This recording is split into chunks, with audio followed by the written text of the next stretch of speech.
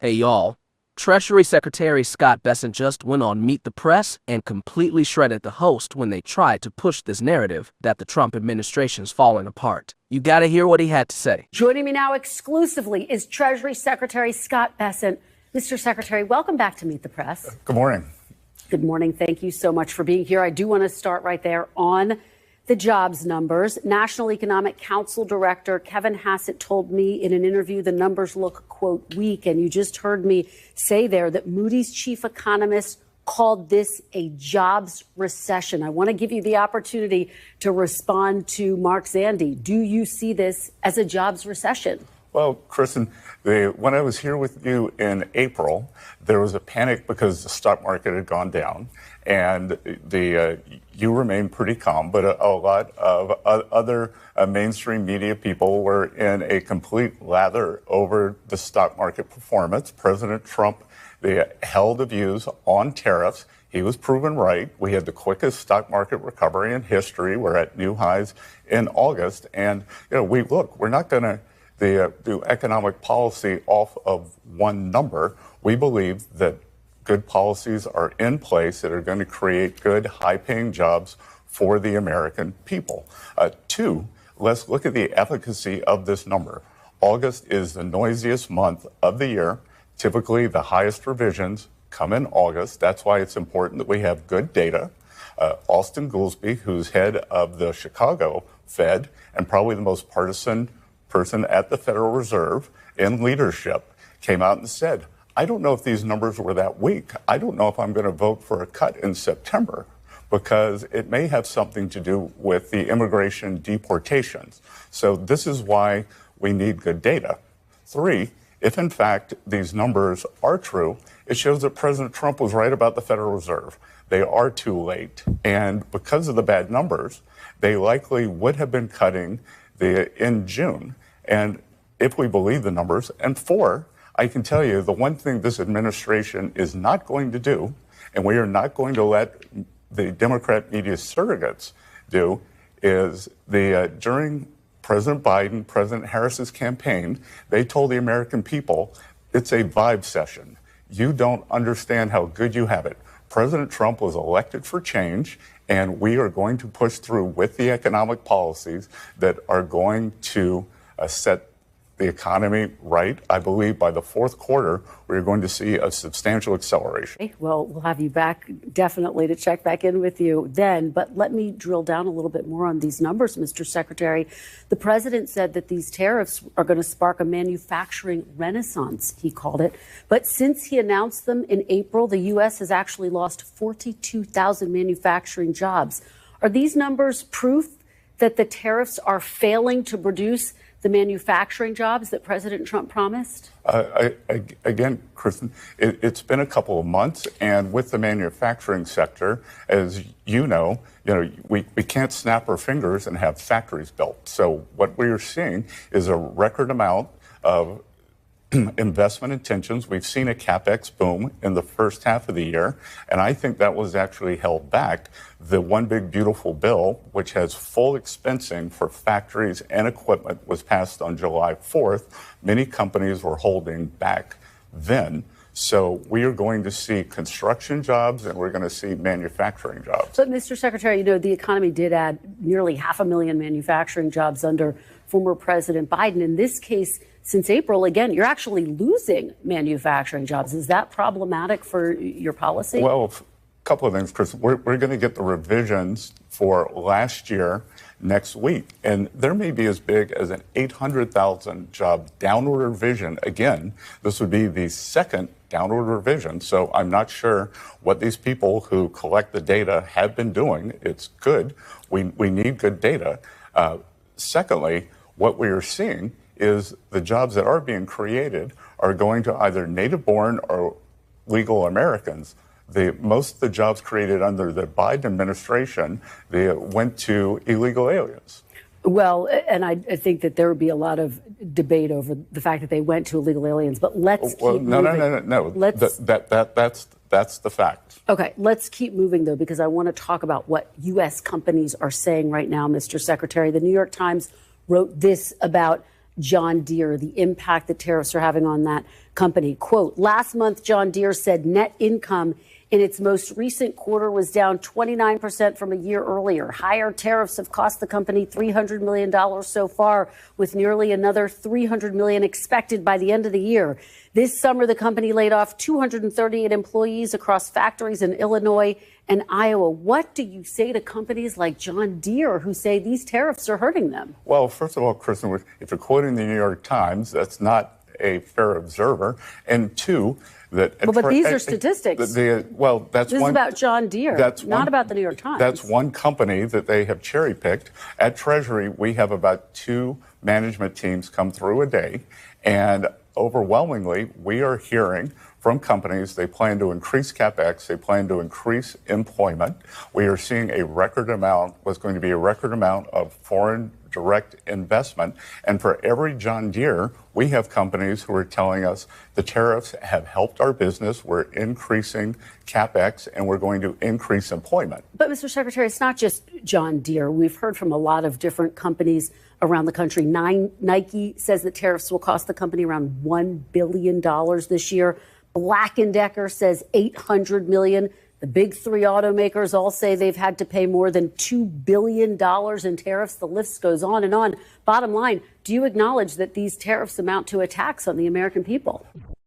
How could she, in good conscience, bring up Nike as an example? Come on, Nike's infamous for using child labor in China just to save a buck and pad their margins. All Trump and his team are saying is, make stuff in America. If you keep outsourcing jobs to foreign countries, you're bleeding money from the U.S. economy. Little by little, we're gonna lose it all. Trump's fighting to bring manufacturing back home. He wants companies to say, you know what, I want to do business in the USA because the government's got my back with tax breaks and incentives. Let's face it, American consumers are the best in the world. We hold all the cards. But the U.S. government's been playing a lousy hand, folding every time, giving other countries all the leverage. Meanwhile, American workers get screwed, jobs disappear, and our economy takes a hit. Trump's message is dead simple. Do business in the USA, or you're gonna pay a steep price. I don't blame him one bit. This should have happened years ago. The Japanese automakers have said they're eating the tariffs. But these companies say they're eating the tariffs. These American companies. They're eating the tariffs. So, and again, there are numerous companies who are doing the opposite. You know, you're taking these from earnings calls, and on earnings calls, they have to give the draconian scenario. There aren't companies coming out and saying, oh, because of the tariffs, we're doing this. But I can tell you that whether it's Micron or Apple, they are upping their investments in the United States. And, you know, Kristen, if things are so bad, why was the GDP 3.3%? Why is the stock market at a new high? Because, you know, with President Trump, we care both about big companies and small companies. And you're quoting big companies, but the big company index, the S&P, is at a new high. Hasbro says they're going to have to increase their prices. Goldman Sachs says 86% of the tariff revenue collected so far has been paid by American businesses and consumers. So just bottom line, Mr. Secretary, do you acknowledge that these tariffs are a tax on American consumers? No, I don't. Even though you have companies saying they are going to have to increase prices, and given the fact that 86% of these tariffs so far have been paid by Americans. You're quoting Goldman Sachs. So yes, Goldman Sachs, correct. I made a good career trading against Goldman Sachs. Okay, all right. I do want to talk to you about the battle playing out in the courts. I know you've been deeply involved in this. The so-called reciprocal tariffs suffered a big setback when an appeals court ruled they were illegal because tariffs are a tax and only Congress can impose taxes unless it explicitly gives that power to the president. You're appealing the Supreme Court now. What is your plan if President Trump's tariffs are struck down by the high court? Well, there's a lot to unpack there, Kristen. So let's do it in a couple of segments. One, the president is using something called IEPA, the International Economic Emergency Powers Act. And thus far, we have 2 kinds of tariffs. There's the fentanyl tariffs and the reciprocal tariffs. So I'm not sure on what planet this fentanyl crisis with 200,000 Americans being killed every year, this poison coming across the border, why can the president not use tariffs to stop that? 2, on the reciprocal tariffs, we have reached a tipping point in terms of our trade balance That is what has created the emergency situation. And we are trying to bring the trade into balance. But Mr. Secretary, I hear you talking about fentanyl, but these tariffs apply to practically every single country around the globe. But let me ask you, if the Supreme Court rules against you on these tariffs, is the administration prepared to offer rebates? So, Kristen, I am confident that we will win at the Supreme Court, but there are numerous other avenues that we can take. They diminish President Trump's negotiating position, but there are numerous in terms of, and remember, this isn't about the dollars, this is about balance. The dollars are, and so we would have to give a refund on about half the tariffs, which would be terrible for the Treasury. And you're prepared to give those refunds? Well, I mean, there's no be prepared. If the court says it, we'd have to do it. But, let's look back. Again, when I was here in April, the sky was falling with the tariffs, that everyone is leaving the U.S. Since then, the U.S. bond market has been the best performing bond market in the developed world. And from Barclays Bank to Goldman Sachs to others are saying it is the tariff income and the fiscal improvement that we are seeing. And that's what President Trump is talking about. We're almost out of time, and I do have a couple more questions to get to. Fed Chair Jerome Powell's term ends in May. On Friday, you started interviewing potential successors. Do you want a Fed chair who will factor in the president's input when it comes to setting interest rates? Is that what you're looking for? We want someone who has an open mind and will factor in different policies. Because, you go back and you look, Alan Greenspan in the 90s, they realized that we were in the midst of a productivity boom with the internet, with office equipment being used. I think that we are in the midst of an AI productivity boom. So we want someone with an open mind. We have seen that the Fed, as I wrote in the Wall Street Journal on Friday and in a longer article in the International Economy, has consistently overstated or overestimated GDP when Democrats are in office, consistently underestimated GDP when Republicans are in office. So we need to get rid of this orthodoxy that has led them to so many mistakes. You talk about what you wrote in the Wall Street Journal. You say the Fed's independence comes from public trust, but it's worth pointing out the president has consistently criticized Fed Chair Jerome Powell, has leaned on him to lower interest rates. He's trying to get rid of Fed Governor Lisa Cook. Bottom line, Mr. Secretary, will the Fed chair set interest rates, or will President Trump?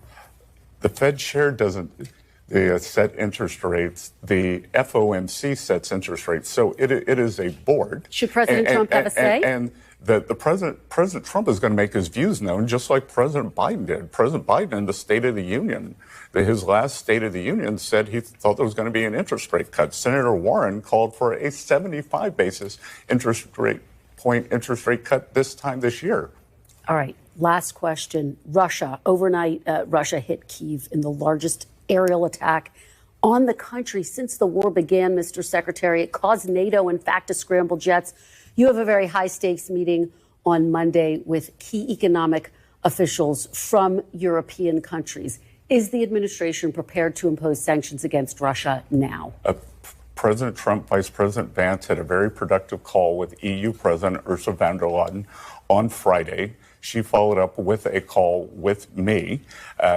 And we are talking about what can the two EU and the U.S. do together. And we are prepared to increase pressure on Russia, but we need our European partners to follow us, because if the U.S. and the EU do this together, we are in a race now between how long can the Ukrainian military hold up versus how long can the Russian economy hold up.